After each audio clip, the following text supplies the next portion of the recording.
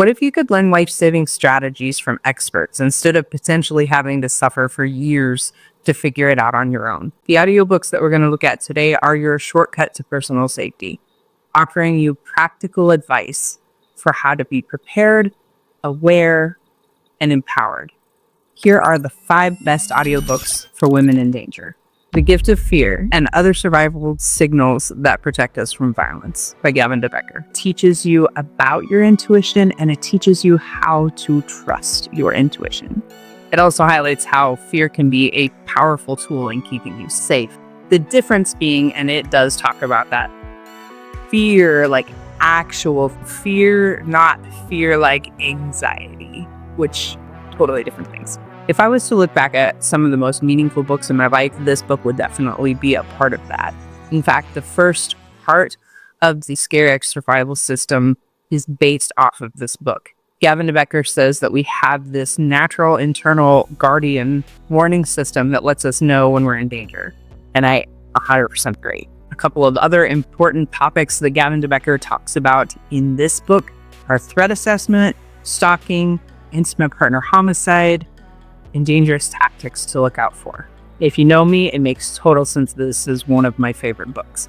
And actually, in this book, Gavin DeBecker calls intimate partner homicide America's most preventable murder. And that was sort of the beginning of this journey for me. Like, I had done the victim thing.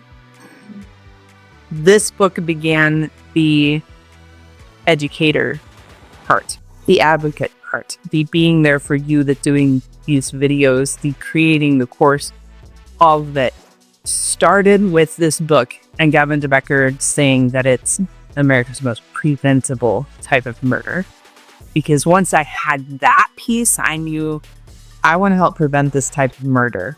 It is preventable. I want to help prevent it. I want you to get this book so that you can hear about your intuition, your personal danger warning system. Number 2 is When Violence is the Answer, Learning How to Do What It Takes When Your Life is at Stake by Tim Larkin.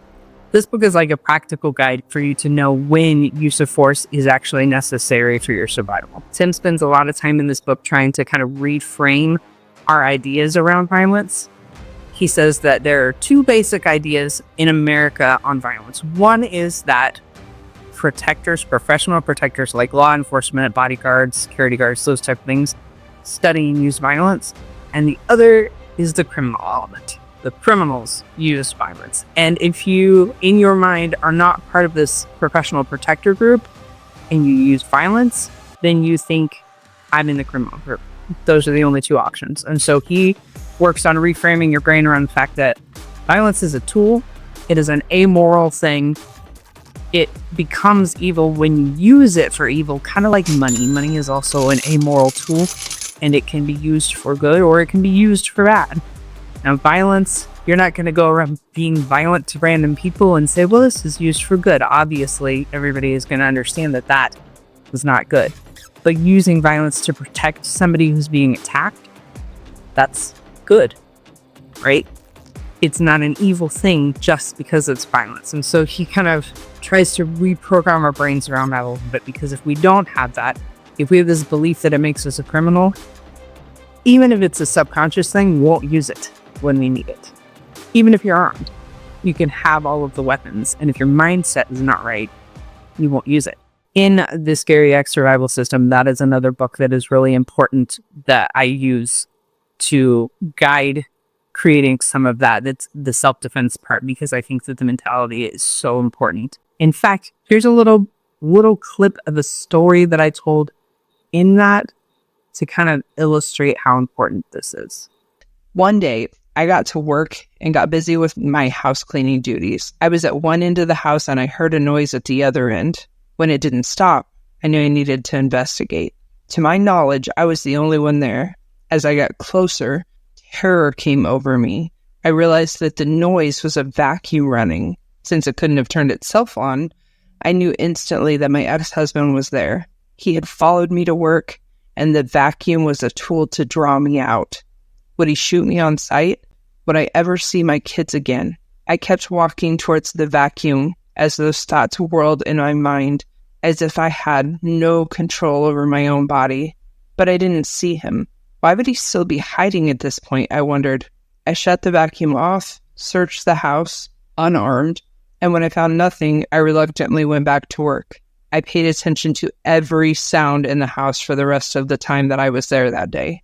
I was highly vigilant as I went out to my car, too. But I was not operating in a survival mindset. That situation wouldn't have turned out better had I been armed and he actually been there that day either, because weapon or not, my mindset was that I was going to die. In his book, When Violence is the Answer, Tim Larkin says that when you're thinking in survival mode or fight mode, anything can be a weapon. And when you're not, it doesn't matter if you have a weapon. You won't use it effectively. The third audiobook that I'm going to recommend to you is actually mine. In Case I'm Murdered, What You Should Know About Stalking, Domestic Violence, Sexual Abuse, and How to Stay Safe. That book was written as a women's safety manual. You don't have to be a domestic violence victim or survivor to use it. It's made for every woman. It's written in conversational English in a really easy to read type of style because it's intended to be sort of like having a big sister walk with you through things. Each chapter is about its own topic, so you don't have to read the whole book. You can flip to whatever topic you actually are interested in, whether it's domestic violence or stalking or home security or personal safety habits, etc. It's packed with strategies for safety plans, legal protections, and reclaiming the control of your life. I hope that you're getting value from this video so far. I just wanted to take a quick second to introduce myself and welcome you to the channel. If you're new here, my name is April Hardy. I'm a survivor who educates women on how to stay safe from scary exes and current partners. The resources in this video might mean the difference between life and death, like they did for me. So let's get back to the video. Number 4 is Survive the Unthinkable, a total guide to women's self-protection by Tim Larkin. Can you tell that I like him? I like him. He's a good guy. This book empowers women to, again, overcome those mental barriers and be able to take protective measures for their personal safety. It's a must-read for building a resilient, confident self-defense mindset. I wanted to just point out some key points from the book. There are 5. Violence is a neutral tool, which I talked about before. Survivor's mindset, super important. Remember the vacuum story that I just shared with you a little bit ago. 3 is understanding threats. Tim explains the behavior of predators and how they select their victims, which would be potentially very important for you. 4, it introduces the self-defense system called target focus training that Tim is known for. And the really basic gist of that is that he recommends that you attack a particular area on the body that is going to cause a central nervous system reaction. Like when pepper spray gets sprayed into somebody's eyes, their eyes naturally shut and swell and tear up and they will grab for their eyes generally. That's like the natural response. So he teaches people, women in particular, to attack those particular types of places so that they can't help but respond to that injury so that you can get away. But of course he does it with way more detail than what I'm doing. And then the 5th key point of that book is eliminating the fear of violence, which is a great segue into the 5th audiobook, Facing Violence, Preparing for the Unexpected by Roy Miller. It's a comprehensive guide to understanding, preventing, and surviving violent encounters. When it comes to survival, I really appreciate the straightforward teaching. I don't like the beat around the bush or the philosophical, like, when my life is in danger or my kids' lives are in danger, I want you to just talk to me. Just shoot straight with me so that I can do what I need to do to survive. I don't have time for fluff. So I appreciate that that's kind of his mentality and really all of these guys' mentalities that I'm talking about here. I also appreciate that he not only talks about surviving it in a physical sense, but also he talks about the legality stuff around it and emotional stuff around it, because he acknowledges that a violent encounter doesn't just stop as soon as the violence is over. Like, some people will experience maybe one violent encounter in their life and will be dealing with it for 20, 30, 40 years, or not dealing with it, depending on the person. But it doesn't just stop then. It's not over then. And so while a lot of self-defense teachers are going to talk about how to defend and stop in that moment, which is good and important. Obviously, if you don't survive that moment, you can't deal with the rest of it later. But I appreciate that he acknowledges that, hey, you're going to survive this. And then we're going to have to deal with other things. So let's move through those things also. I really like that too. And just on a side note, I'm a little bit biased because he was a corrections officer, and you may not know this, but I used to be a corrections officer also. So I can understand the environment that this book was born out of. And I don't know, that makes me a little biased, I guess, but I like it too.